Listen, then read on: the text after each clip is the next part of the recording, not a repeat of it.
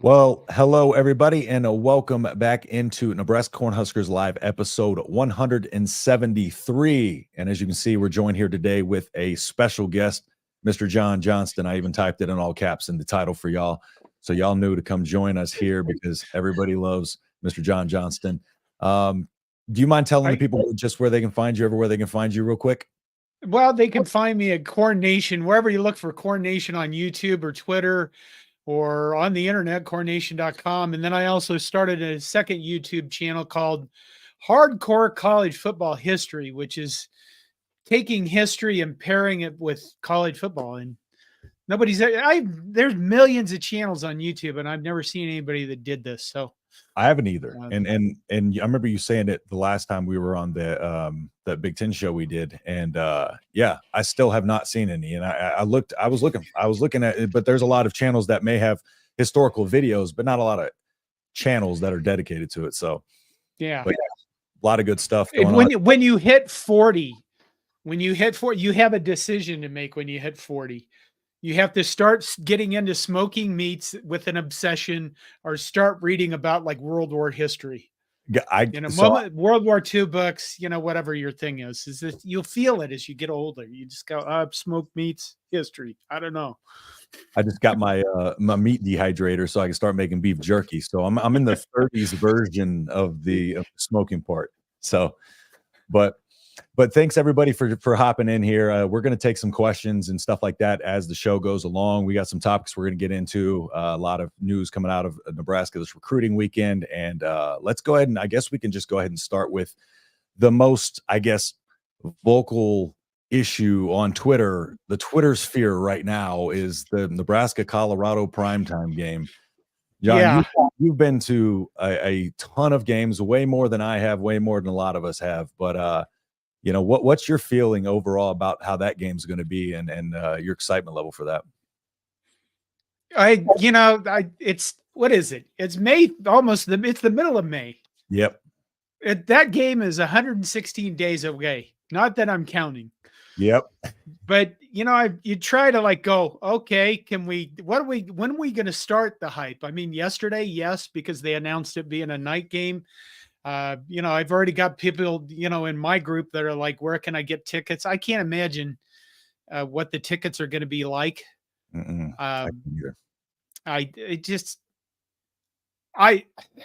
Off the charts. Yeah. I mean, we already hate him. I hate him.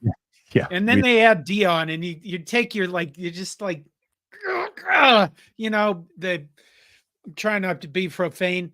I just want to see us to smash, crush, destroy them utterly. Yeah. Yeah.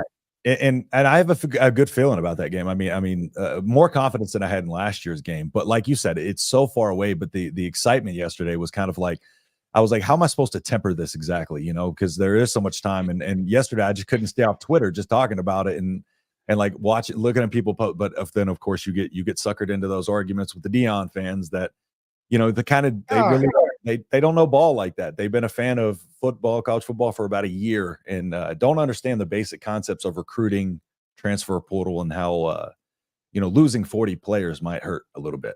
It just amazes me. I guess it doesn't. Yes, it does. It amazes me. I get it. The guy, he's I don't want to say belligerent, but he's certainly flamboyant. Yeah. And certainly got a mouth on him. And nothing he is doing seems like it's going to work for any, nothing he's doing seems like it's going to work for anybody but him. Yep. And even then he will just, if he fails miserably, he'll just make excuses and pretend like nothing happened and go on, and he'll be fine. Yeah. So I think that the whole fraudulent part of it is just annoying, and and then they're Colorado. Yeah. I mean, if it was like Utah, I'd be over here in a corner going, look at that idiot. Yep. But it's Colorado, and we play them. And, think about the last, was it 1 year we were afraid of them? We beat them 52-7. I can't remember what year that was, 1993, 94, somewhere in there. Yep.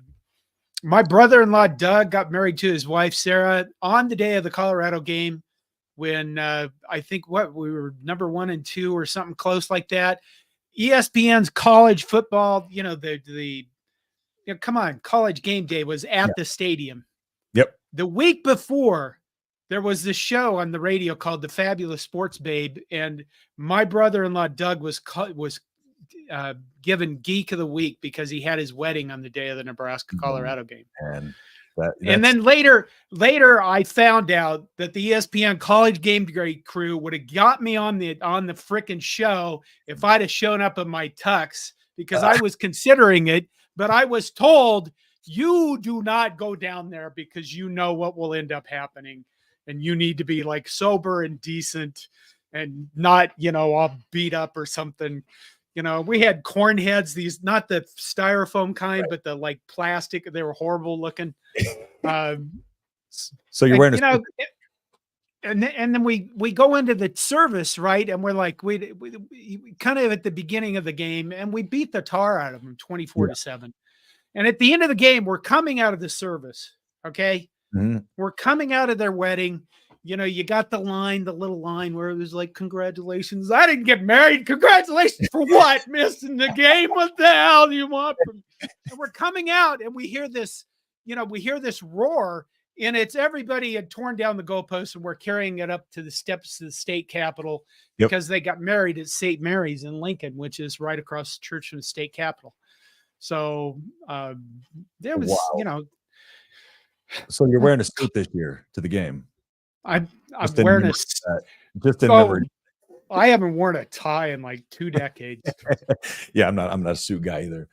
Interesting question here. Would you rather have Colorado win the week before or come to the game with a loss? Me personally, I say I'd rather them blow out North Dakota State just so we can have all the hype coming into Lincoln and we can kind of be the ones to deflate the balloon. I think that would be pretty sweet.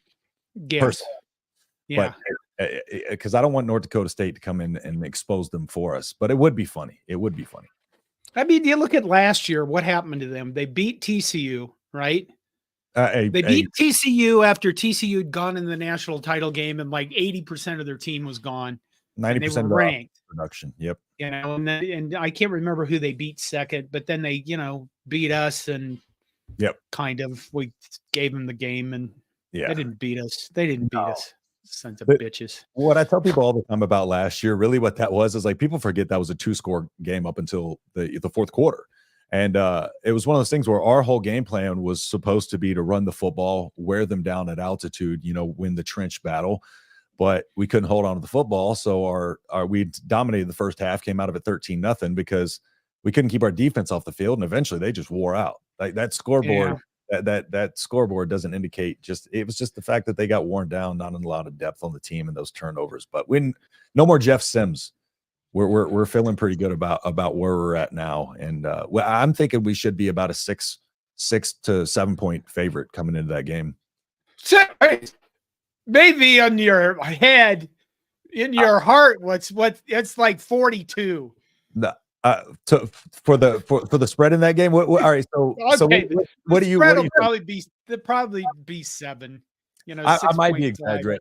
I was thinking like maybe if they're trying to be conservative, they're really hyping Colorado, might get a 3.5. But I think the night primetime game in Lincoln, I think that sets it over a little bit. I think they might factor that in. Usually Vegas will give a couple points because of the home game at least. I want them to span into the crowd and find Colorado fans who are weeping so much that there's like blood coming out of their eyeballs. And then we'll just be pointing and laughing right next to them. Yeah, we'll just use that forever. Sounds like a plan to me. That is going to be a fun game. Bucky, I don't know if you think the guy Bucky with the Colorado license plate. Do you know him? The old picture. I have to show you after the show. The old picture of him holding up the. It's a like old picture where the players are coming out. He's holding up the FCU license plate. F Colorado license plate. I'll show that to you after. But I got one of those plates that I might have to get you one. So, but yeah. So everybody, drop your comments here. Let me know what y'all think about that game. And just one more question, because you have been at more games than most of us. What is the loudest game in Memorial Stadium? Wow. I've heard 2008 Colorado. I've heard 2020 or 2021 Michigan. I had something go on there in my brain. And then also, but I said 2016 Oregon was pretty loud too. What do you think? And have you been to? Were you at all those games? And what's your Oh God, most memorable? no. The thing is I am old, but I have memory issues. But I would say, uh, nobody's gonna pick this. 1982 Oklahoma. Oh, really? Okay. I mean, Yeah, it just was insane. yeah, Everybody was blasted out of their minds because back then we always played at like, I don't know, what, 12:30 p.m. or some damn thing. yeah, And they finally had it later during the day. So yeah, everybody was used to like drinking from 8 to noon. And now they're drinking from like 8 to 4. And it was insane. yeah. And that was another game. God, do you want to hear that story? Go ahead. Was there? 1882 Oklahoma. I went down to the field, standing on the edge of the field. At the other end of the field, let's see, 4 seconds left. Scott Stratzberger intercepts a pass. Everybody thinks the game is over. I didn't even have to move because all the crowd is entirely behind me. I'm standing on the edge of the field. There's a cop in front of me whacking his hand with a billy club, and he's like he's going to do anything. But when the gun went off, it was just pushed by the crowd out into the field. Yeah. And then of course that we're tearing down the goalpost time. I go over to the goalpost. We're in this big crowd of people under the goalpost, pushing back and forth because everybody's trying to leap and grab the damn thing. Yeah. And I fall down. Oh no. And it's not a good place to be, laying on the ground underneath a goalpost. Yeah, and a crowd of people. Yeah, and I'm laying on the ground and it's just black and I'm being trampled. And then the sky parts and this enormous human being starts screaming, "Get him off the ground, get him off the ground." And he picks me up by the chest, sets me on my feet. And I looked at him and I said, "Thank you." I think I said a lot of things, but that was the gist of it. And I ran. I was like, I'm getting the hell away from this. And I ran out to the 50-yard line where there was a kid sitting on the logo in his underwear. Oh my God. Eating an orange because we used to throw oranges. When Nebraska scored, you used to throw oranges into the end zone. That game was the last game that anybody ever threw an orange because one of the referees got hit. One of the officials got hit in the head and got injured. And it was like 20 degrees. So all the oranges were frozen. And it was insane. I mean, it was what it is a great college memory. So I think I don't remember how loud the stadium gets, but that in terms of just sheer raucousness was, people were setting off smoke bombs. You turned around, looked at the direction of the field, looked like it was a riot going on. I mean, like a European soccer game, where the stadiums are burning down middle of the game.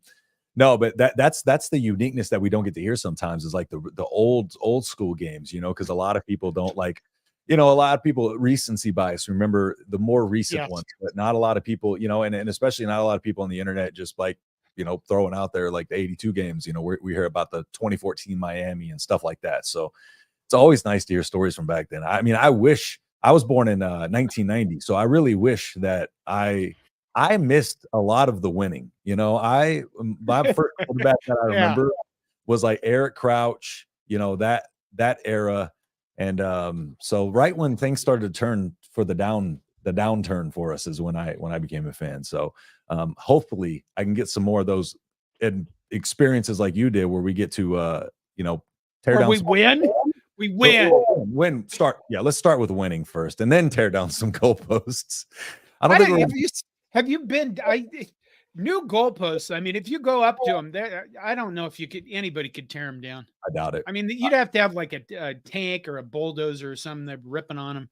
Yeah, we need a Traco to back it out or to dig it out of the ground. Probably, I don't even know how they put those things in anymore. But yeah. So a lot of excitement coming into this season, rightfully so, and a lot of other fan bases. What's different in Nebraska? Where we are used to winning the offseason, quote unquote. We all know that song and dance, and we enjoy winning the offseason every year.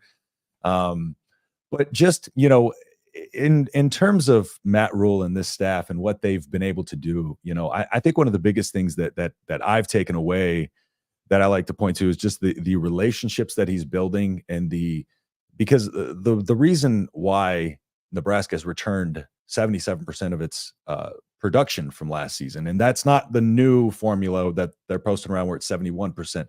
That's that one they're factoring in the transfer portal stats and all that stuff. But okay, Nebraska's third in terms of returning production at 77% from last season. And that usually indicates about an increase of about 2 to 3 wins based on that formula. And so I think one of the biggest things that we're seeing is not only, is Matt Rule being able to bring these guys in, get them onto campus and converting them at a high percentage, but he's also able to retain them because he's building authentic relationships with not only the recruits and their families. And then he's establishing a base of recruiting. Back in the Big 12 days, Texas was a huge pipeline state for Nebraska, and it's one of those states we went away from. And now he's starting to make, his way back into there. He's really recruiting the 500-mile radius. Scott Frost didn't do that. Scott Frost had 10 Nebraska players commit in his entire 5 years, and Matt Rule's already had 10 Nebraska players commit here, in his 2 cycles. So what do you think is the biggest thing that you're noticing that has Nebraska trend the right direction and actually has, even, people on the outside looking in and saying, okay, this might be different? Ooh. Well, I mean, the quarterback. Everything is the quarterback, isn't it? But I mean, the number of people that, the transfer portal got a little crazy for, I think, some of our opponents. Nebraska, it didn't get crazy for Nebraska at all, and the guys that probably could have had it was a Ty Robinson and I'm going to say Baker Steinkohler. It's not Baker Steinkohler. Hutmacher? Yeah. I mean, the 2 guys that probably maybe could have gone into the draft and said the hell with everything. They didn't. And I think that's probably the biggest thing about it is they want to see something accomplished. Yeah. And you get that feeling from the, I guess, just looking at the way everybody handles themselves and stuff like that. Yeah. And then I think the other indication of that is, you get Dylan Raiola, and he's a really high recruited guy. And if I was not a Nebraska guy, I'd be looking at this and going, yeah, whatever. They got this guy to come because it's his family and blah, blah, blah, blah, blah, blah. Yep. And, then we pick up another 4-star quarterback. And I think that I don't know if that means anything other than another very highly rated quarterback has chosen Nebraska over, I wrote the article about him. Now I can't remember, over other teams that we hate. If I remember correctly, that's what sticks with me over like Colorado. Colorado was one of them. And I think that's an indication that, maybe things are, looking up, but maybe they've got something going on, For sure. I think that Matt Rule has learned that actually in recruiting, you actually need to go visit the recruits. That's a good sign. Yeah. You got to leave. I was going to say Boulder. You got to leave Lincoln. You got to get out. Not the whole they don't want me at their house. They want to come see my house, that type of deal. But and it's like, to your point, like Matt Rule is just a grinder on the recruiting trail, even in a modern world of transfer portal where it can be easier to go pick people out of the portal and bring them over. But the thing is that you look at the best teams in college football, the Ohio States of the world and Michigan, they develop. They get 3 stars, they develop them. They're not just built out of the transfer portal, even though they build a foundation and then they build from the and they add on to that from the portal. Even more so, especially like the offensive line. Offensive line to me is something that can't be built through the portal because it needs to be a cohesive unit. It's one of those things that like those guys need to play together, trust each other, work together, know the system. They need to know their quarterback. All that stuff helps. You can't just patchwork it. So it's like, with Nebraska's offensive line, we're getting a big base of recruiting some of these linemen. I did a film study on now I'm drawing a blank on his name, from Bixby, Oklahoma. Gibson Pyle. No, the tackle we just had on campus to visit, Broderick Schull. And that you start to see they're recruiting some of these like more athletic, quick tackles and the Matt Rule way is recruiting these athletic guys, developing them, stuff like that. And so, we're starting to see a lot of that pay off. And I think that's what a lot of these guys are starting to see that want to come in here. I think TJ Lateef was one of those guys. And I think it speaks a lot to his mentality, the fact that he was still willing to come to Nebraska, seeing as how you got Daniel Kalen, you got Raiola, and then you got Dayton Raiola coming to 2026, is a kid who's confident in his abilities and he's very cerebral. He he does like competition, but he said he was chasing a home. Like he wanted to go home, chasing a logo, all that stuff. And that might be another little shot there. But I mean, he said a lot of these players say they feel like home. Cortez Mills, after his visit, said it felt like his family was on the visit. And I think Matt Rule does a good job of building relationships and making them feel like family. I think that's a big part of what makes this go and what makes, even guys like TJ want to come in here and commit. And so I think the more we see that development, the more people, on the outside will start to see that, the more these recruits, we're getting 2 5-stars this year on campus and, are in an okay position to potentially land one of them, Michael Terry. So now, Jackson, first off, I want to say, Jackson, thank you for the $5, man. I appreciate that. Question for you guys: was a dream TV schedule for the 2024 Nebraska season? All the wins on national TV. That's my dream. That's what I want. I don't want to lose. What is he asking? What does he mean? Like what times or? Yeah, I maybe what games like we would like to have on prime time. So wonder if Nebraska USC will be. So like I would probably say like, Ohio State, one of those games probably be like a big noon kickoff maybe, and then like a USC would probably be a later game. But yeah, that's a tough question without pulling up without having the schedule in front of me. Dream every game to be on regular TV since I don't have cable. Yeah. Well, you know what? The thing about that is they do have the option for NBC, so they do have the option to broadcast those. I think the Big Ten did a really good job with their contract, and the way that they got NBC and CBS and everything so that they can, it's not just streaming, it's not just on cable. I mean, we're everywhere. We're in part of the big dog conference, and that's very fortunate for us. Yep. Nebraska, Wisconsin, for example, would it be on Fox, CBS, or NBC? I think a Nebraska, Wisconsin would probably be on a Fox Big Noon kickoff, potentially. I would have to also look at the other games that week, but any time where Nebraska can play in Lincoln under the lights, and that's a game that I want on national TV. So, but yeah, it's one of those things where it's like I would have to see kind of the schedule around it. But I appreciate the 5, Jackson. Thank you for that, man. Now moving on to, let's just go ahead and move to Dylan Raiola and just kind of what your takeaways were, what we got to see a little bit from the spring game. We got to see a lot of good, and even on the incompletions, I broke down the incompletions, and he was making smart decisions. He was putting them where the only receiver could get it. He had a couple of bad throws, I would say only. The one to the back shoulder that was intercepted, and then he was kind of fading away and threw one a little in between the receiver and the defender off target. So what was your overall takeaway? And seeing as how we can only take so much away from it. But what do you think on Dylan, and what do you think his season's going to kind of look like? I think the word is smooth. Yeah. That's what I walked away from. Is he's just smooth. He looked like, hey, well, you know what? Again, go back old school. Yep. Let's do it. Watching Turner Gill play football at Nebraska was watching ballet on the field. Yeah. Okay. We had a lot of good players and we had a lot of pretty decent quarterbacks, but watching Turner Gill with, poetry in motion. There's another cheesy phrase that comes to mind. But every time, whenever he ran the option, whenever he threw the ball, everything about him was just so unbelievably smooth and confident. I mean, even when the guy got blasted, it wasn't like he got blown up. He just went, "Oh, you hit me." And he kind of like, I don't know, ballet fall to the ground if they do that. Yeah. Peer away to the ground or whatever it's called. And everybody's going to make these comparisons with a quarterback that hasn't even played yet, but he just looked really, really smooth. Yeah. Like he didn't look at any point like he didn't know what he was doing. And even when he didn't have, I think he threw the ball away a couple times. Yeah. Which, you kind of go, okay, did even try to like do something dumb, like force a ball somewhere it wasn't supposed to go. Yep. Except for on that 2-point conversion, apparently either that or he knew exactly what he was doing. Yeah. Yeah. Like use the force, Dylan.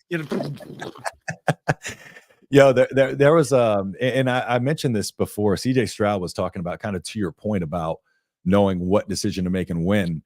CJ Stroud was talking about, because I'm a Texans fan, being from Houston. So he was talking about how in college, like the college game came easier to him, but the thing that the college game came easier to him, but when he's talking about the first 2 weeks that he played in the pros in Houston, he struggled those first couple weeks, and he was like, man, he's like, I was thinking to myself, he's like, my body's all beat up, and he's like, just kind of like wondering what he's got to do, what decision or transition does he have to make to be able to prevent that.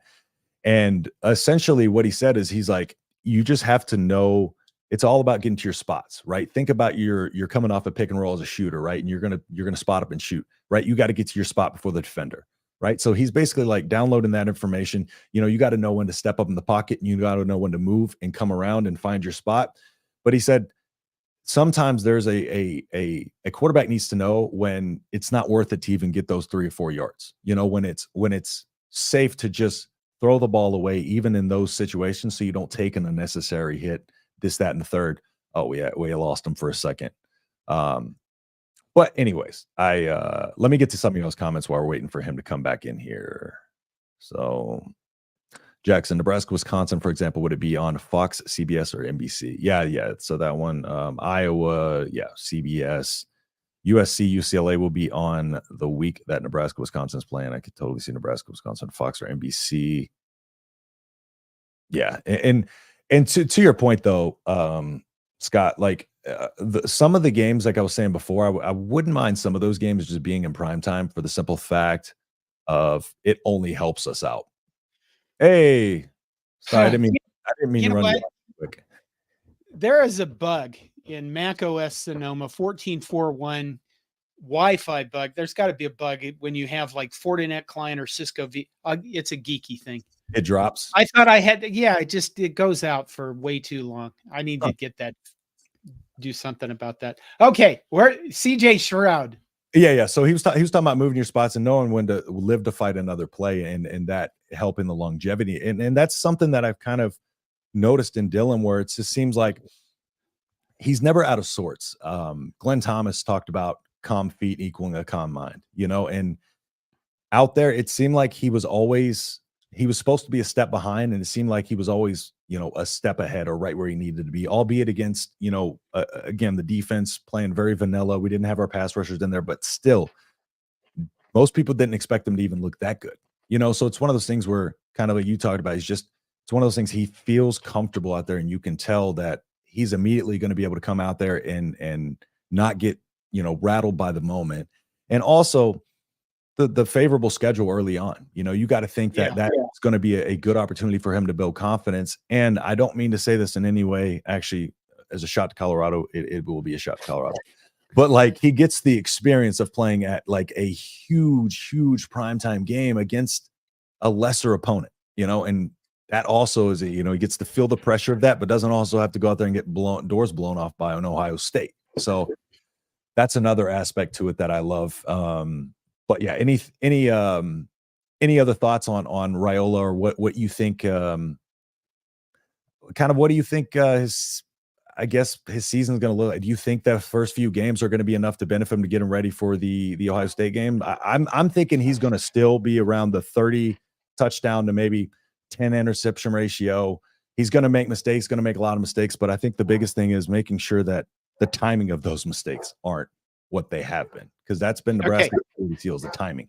Was it 2021 Illinois? Was that the game where we started with the screen opener, a fumble? Was it 2020? I think it was 2020 opener, because I remember being really sad when I left the bar that day. Yeah. Okay. That was one of those screen passes, like a bubble screen or something, wasn't it? Yes.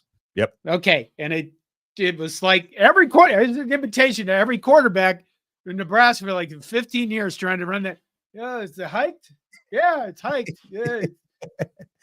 I'm going to throw over there. Somewhere. And you just it's really lazy and slow, and everybody knows it's coming.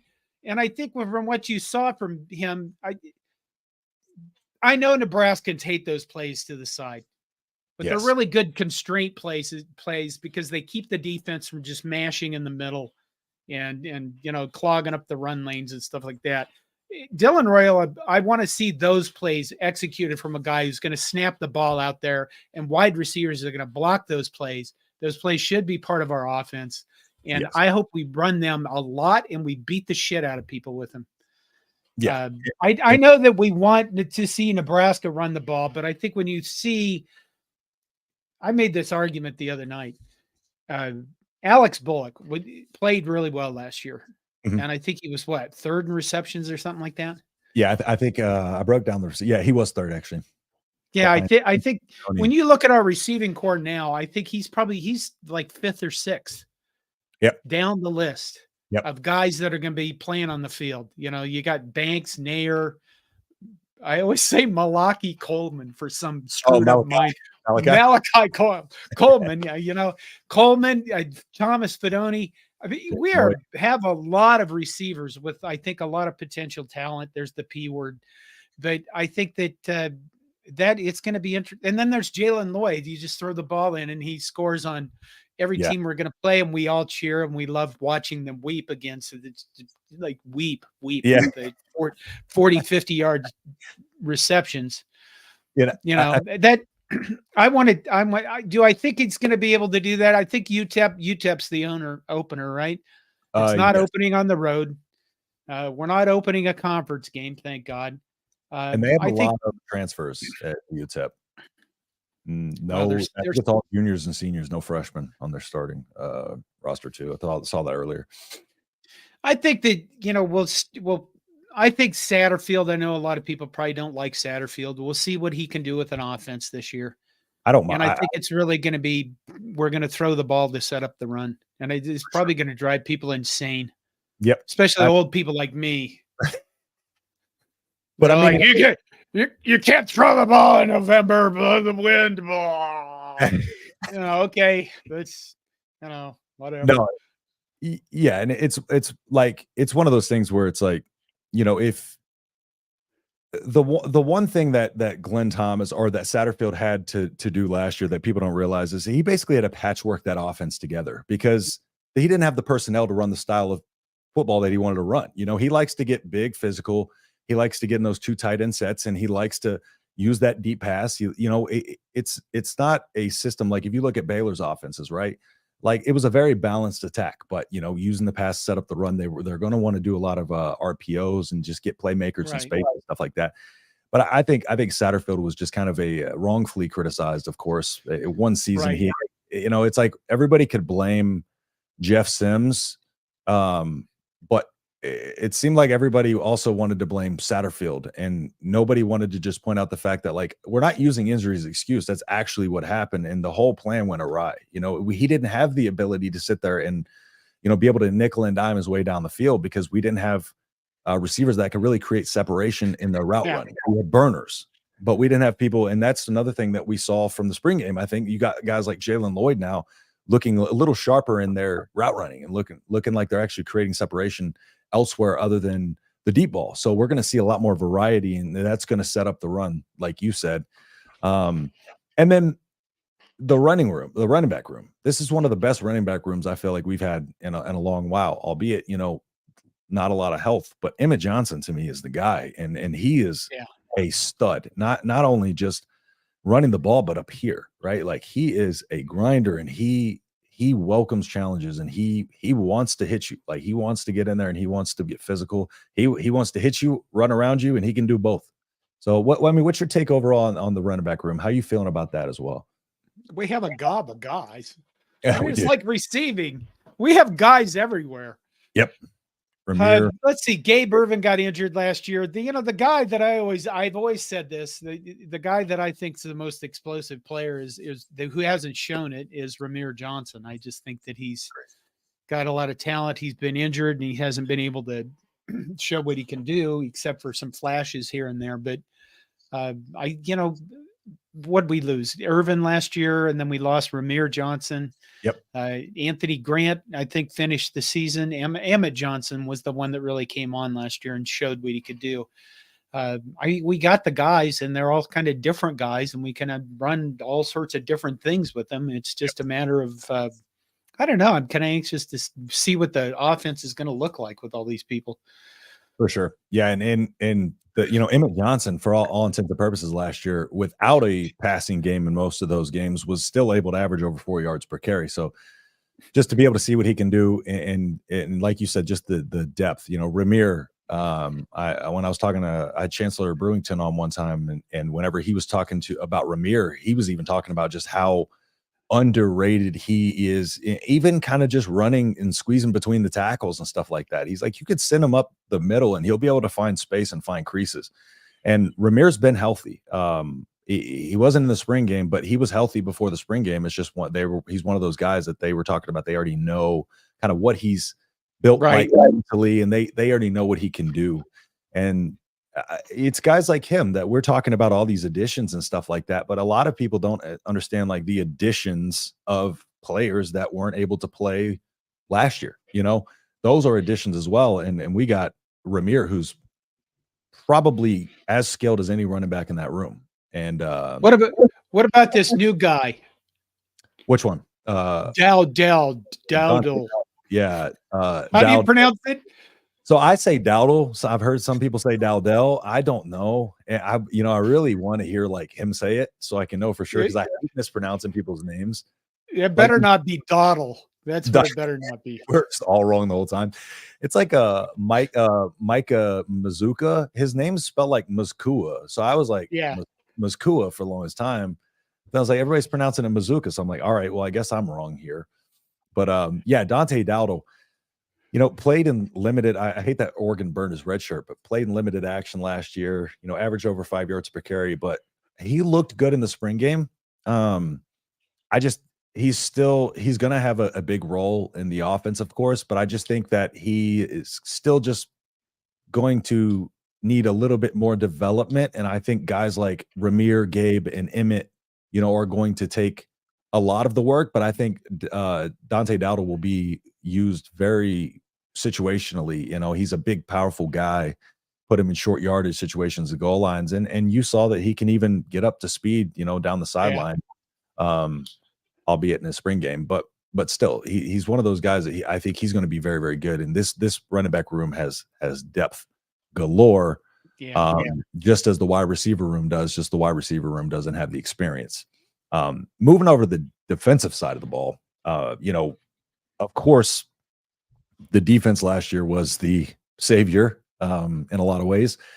But, we went and got Stephon Thompson, Bly Hill, injured, but he will be coming back. I love him as a cornerback. Retained a lot of our talent. The linebacker room need a little bit of upgrades, but I think we're in a good spot with the edge and linebacker position. The edge rush position is deep as all get out. And these guys in linebacker and edge rush are going to be rotating around. What's your overall feel for the defense? Do you have anything that kind of gives you, I guess, a concern in the defense? Well, I think number one, for the guy to show up in the first year and turn the defense into what it was after we spent the entire last season, off season, and gone, the 3-3-5 will never work in the Big Ten. They'll get run over and the cars will just run them down the field and smash them. All that stuff. They certainly showed that they could do whatever they want. Having said that, I think it's pretty obvious. Up front, they look like they're okay. Linebackers, they look like they have guys. Defensive secondary probably is the biggest weak point on that thing. Agreed. Tommy Hill shows that he has all sorts of athleticism all over the place.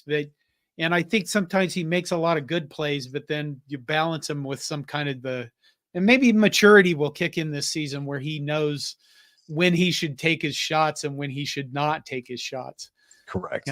So Tommy Hill, interesting. Go ahead. Sorry. But I think if you look at the schedule, we got those, we got those 4 teams coming in. We have USC coming in. We have UCLA coming in. Yep. We're going to, again, going back to old school, it used to just be 3 yards in a cloud of dust, and now it's going to be all sorts of stuff all over the place. So I think it's going to be a lot more dynamic than it's ever been in the offenses we face. Yeah, absolutely. The secondary cornerback spot, especially. I'm going to try to talk to as many guys, new guys. Well, I'll try to do interviews over on Corn Nation with as many opponents as I can. Mm-hmm. Find it. One of the nicest things about having USC join the conferences. What's that? It's I get to use my second favorite phrase in all of football. What's that? You can't spell suck without USC. Oh, I love it. I love it. Okay. I was like, don't hold back either. This isn't a family show. No, what's the first? Well, fuck Iowa's. Okay. You know, that's pretty much, or who hates Iowa, you know? And they see things about UCLA too, but you know, you can't spell suck without USC. Yeah, I've been able to yell that at them for so long. Yep. I'm looking forward to this. The whole new additions thing, I think, is just exciting.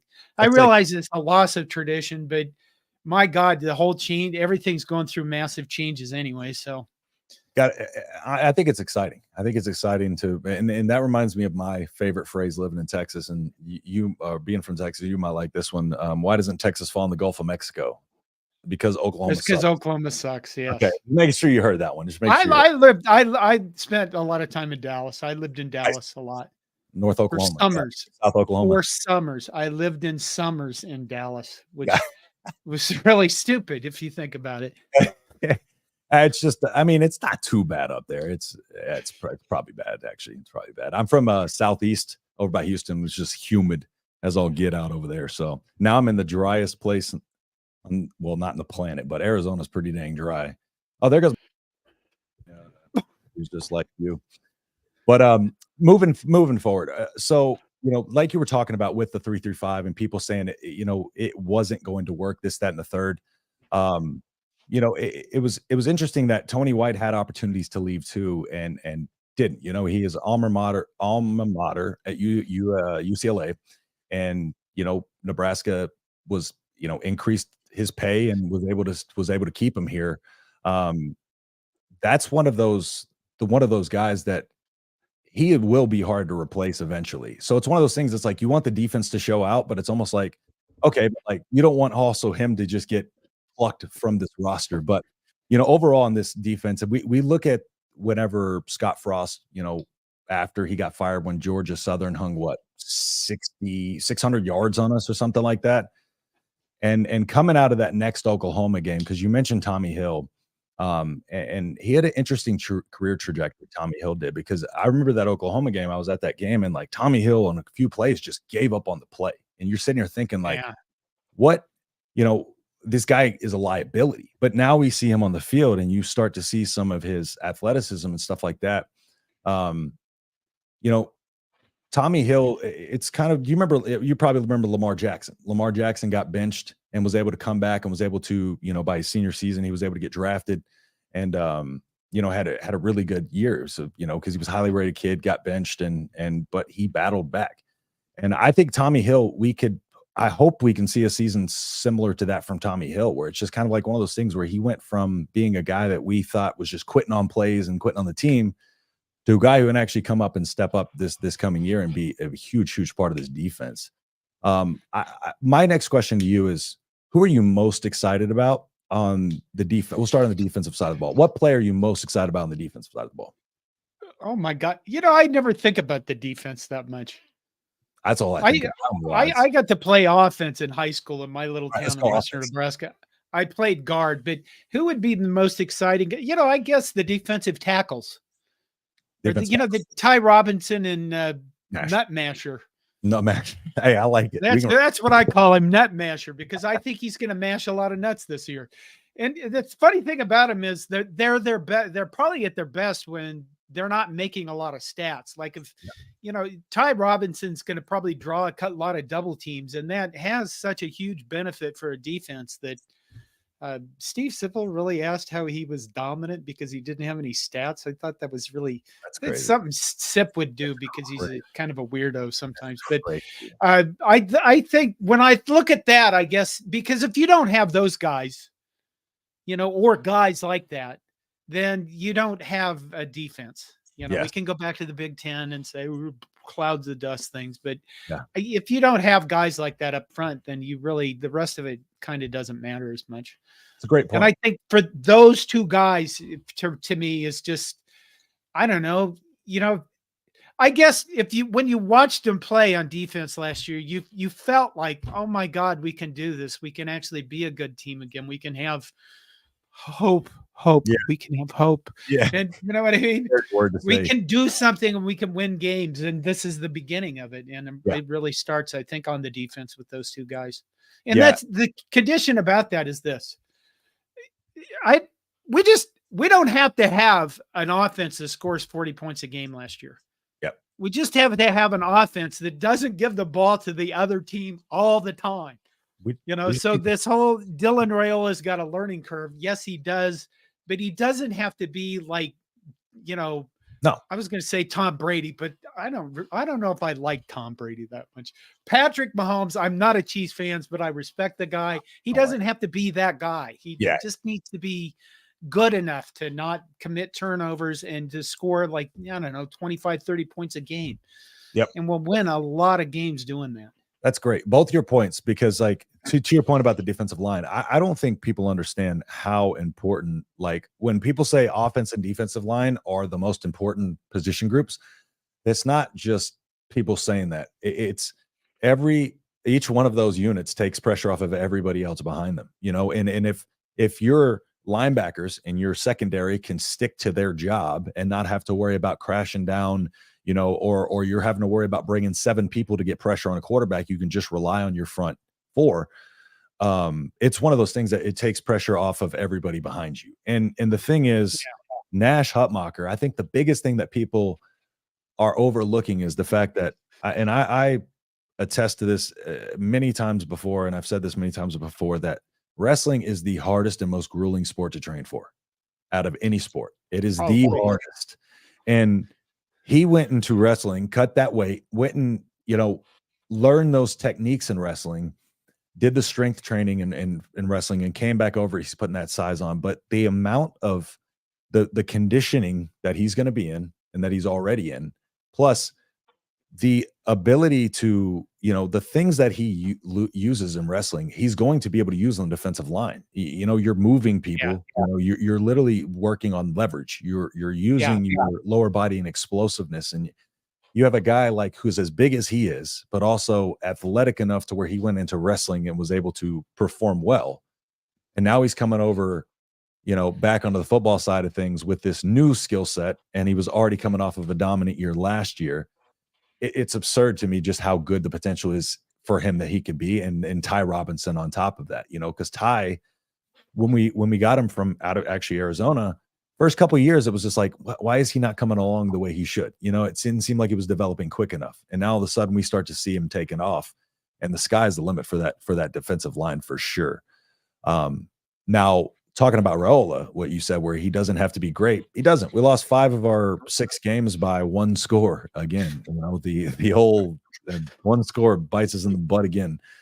But, like you said, he just needs to come out there and actually be able to play somewhat consistent, not even extremely consistent, but I think he can play well enough to where he's going to put Nebraska up into the 7-8 win range. I won't get into too much prediction stuff. But now moving over to the offensive side of the ball, what offensive players are you, or players outside of the quarterback position, are you most excited about this year, or the one that you may think are under the radar? Well, I'm going to go with Bryce Benhart. I like it. And here's the thing. I like it. My YouTube journey started in 2020 when we lost to Minnesota. Yep. And I was so pissed off. I left my house. Because I didn't want to, take it out on my wife and kids, and, and I just thought, I'm going to walk into the cold and walk outside. And I walked for 1.5 miles, and I found a tree, and I sat down next to it. And I did this thing. I did a video of me bitching about the game. I've seen that. They beat us they didn't have 30 guys on the roster. Yep. And I remember specifically saying, Bryce Benhart, if you can't block a guy, fucking hold him. Because, seriously, if you're an offensive lineman and you can't block a guy, you need to hold him. Yep. Now, I know most people will go, that's terrible. No, they don't call holding. Yeah. Just get away with holding, because he let Martinez hit and Martinez coughed up the ball. That's the worst thing you can do.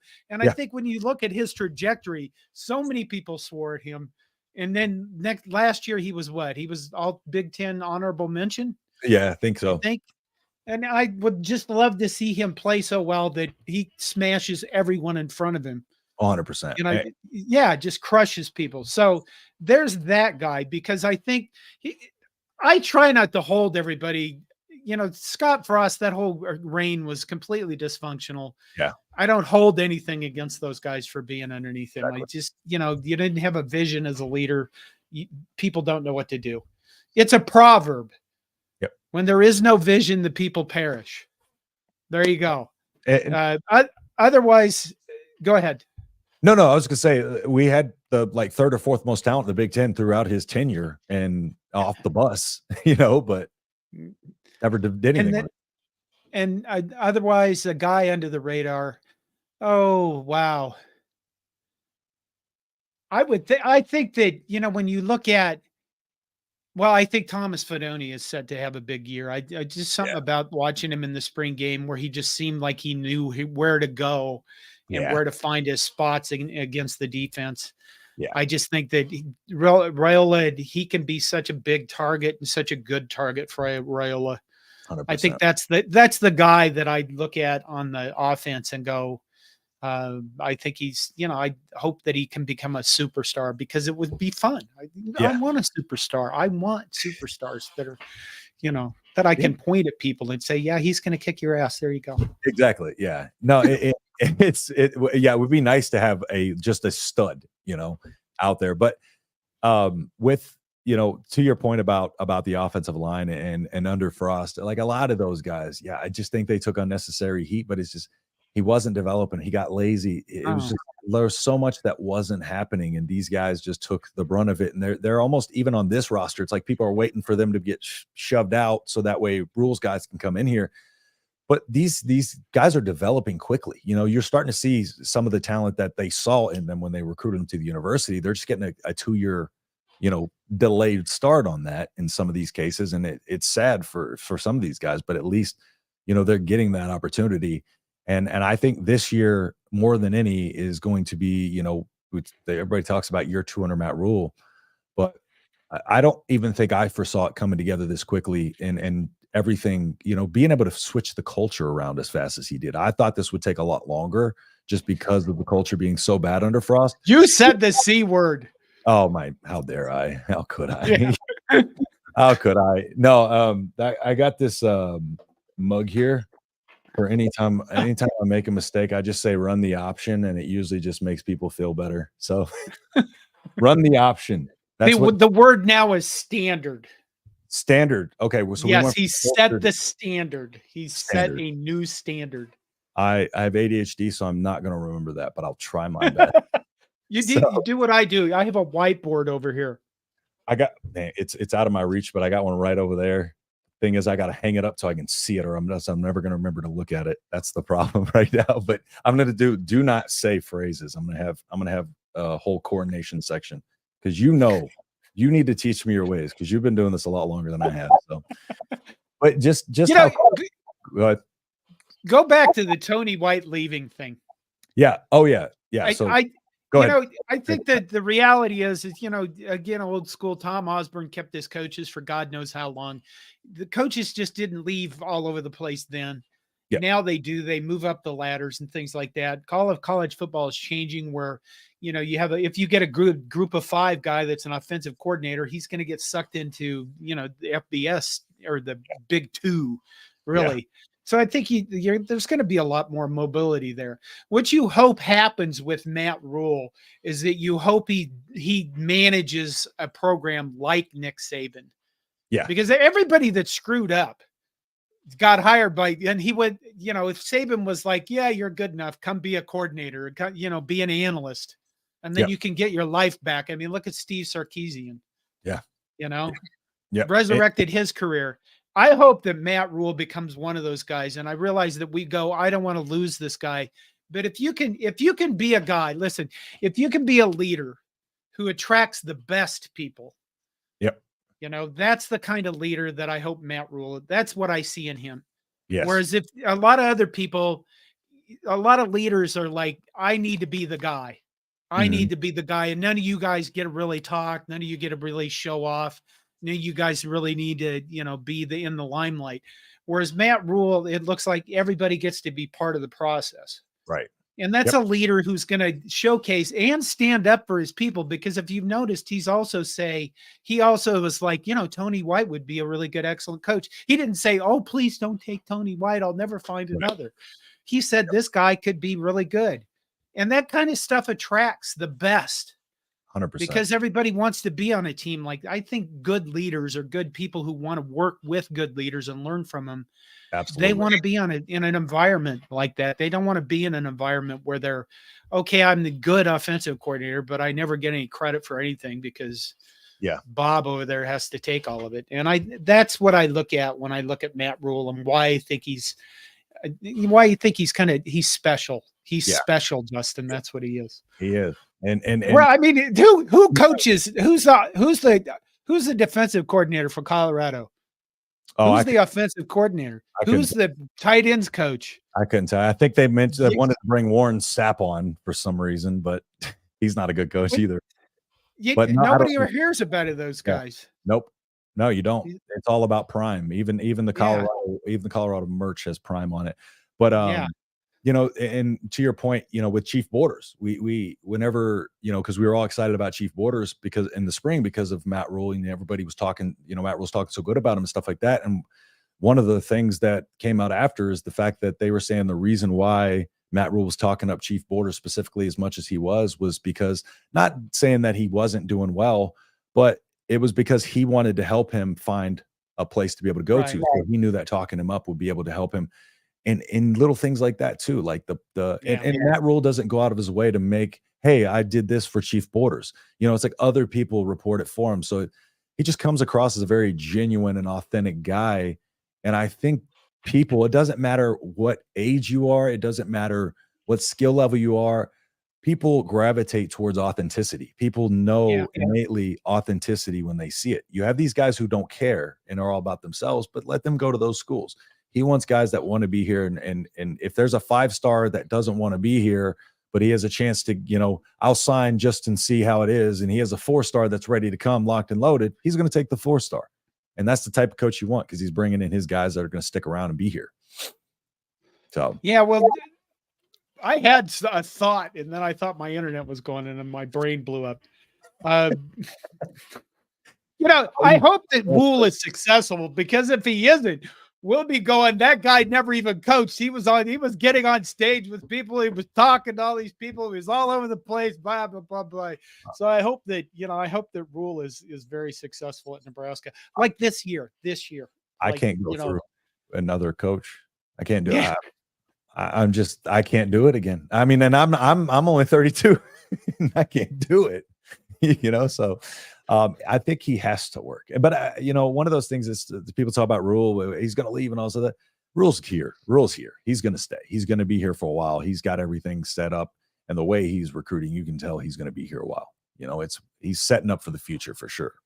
Who knows? Maybe Matt Rule, future athletic director on the horizon. They could set him up for that. Who knows? You never know. So that's true. But anything else before we conclude the show, John? You want to tell the people where they can find you again, or any other thoughts before we hit the road? Well, my other thought is be paying attention to Nebraska baseball. This weekend they go up against Michigan State, who is not a very good team, and they have a chance to win the regular season Big Ten championship. So I try to pay attention to the other sports, because I can't just do football, because it's really hard to write about that. So we try to cover all the sports. Baseball's coming up. You can find me at Corn Nation. Just look up Corn Nation and you'll find me. Yes. Corn Nation. And then the second thing is Hardcore College Football History on YouTube. I've only recently started that. So awesome. Today I published the story of the 1940 Cornell Dartmouth game. Nice. That's so interesting, man. I'll definitely need to just make sure I start checking that out. I got to make more time to watch YouTube. I feel like I'm so busy, I don't get a chance to, but I'll definitely go check that out. So everybody else, make sure you go check out John's work. I know most of y'all probably already are familiar with his Husker work, but I looked earlier, baseball content on his channel, like he said, and the baseball team, there's a couple of hiccups. It seems like every time we get a little bit of momentum rolling, there's a couple of hiccups, but they're battling, walk off the other night. So, yeah, exciting stuff coming from the Husker baseball team, and Will Bolt's got them heading in the right direction for sure. So, y'all be so sure to go and check that out. It will be I think it'll be an interesting end of the season. All year they've had problems with the bullpen. And, recently this Brockett kid threw the first 9-inning no-hitter since 1954 or some bloody thing for Nebraska. So hopefully they can straighten some of that out and make some noise in the postseason. For sure. Yep. So, hey, if y'all want baseball content, y'all make sure you'll go over there and rock with John. And then, of course, he'll get y'all the football content coming into the season. And hopefully we got some more stuff coming from y'all later this year. If y'all like, y'all all like John, let's be honest. If y'all like me enough, we'll have more stuff coming for y'all later this year. So, but Ben, thank you for hopping on. I really appreciate your time. Sure. Put this together last minute. So yeah, thank you for being gracious with your time. Much appreciated, man. And it's good to see you. You're a fun guy to talk to. Thank you, man. I appreciate that, John. Likewise. That's why I like having you on here. I need that energy. So, okay. All right. Well, thanks everybody for tuning in, and we will see y'all in the next video. So catch y'all in the next video. And again, next Tuesday, live stream with Wilson Dittman at 6 p.m. Central. So we'll see y'all next time. Peace.